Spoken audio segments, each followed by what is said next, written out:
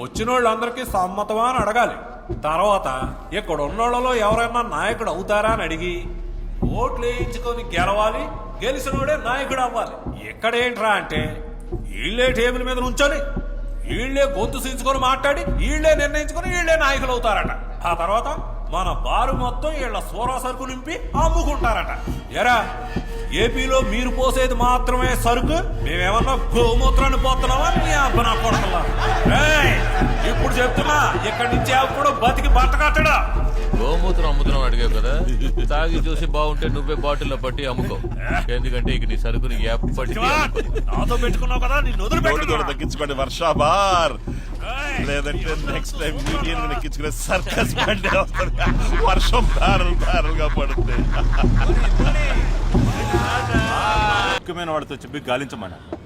వాళ్ళు వైజాగ్ నుంచి వెళ్ళాక ఏ రైల్వేస్ లోనూ డ్యూటీలో జాయిన్ అవ్వలేదు. మైకిల్, ఇది ఓ సమాధానం. రైల్వేస్ కాదంటే ఎక్కడైనా వెతకండి. ఆవిడ తమ్ముడు ఎవడో ఆర్మీలో ఉన్నాడంటగా. అప్పుడైతే వాడే వాళ్ళని ఏదైనా ఆర్మీ ప్లేస్ లో ఉంచుండాలి. తమ్ముడు నాకు దొరికాడనుకో,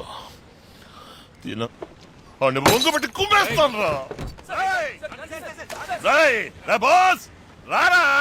వాళ్ళని మళ్ళీ వెతుకుతున్నావు అని విన్నాను. వాళ్ళ కొత్త జీవితాన్నైనా సంతోషంగా గడపనివ్వు.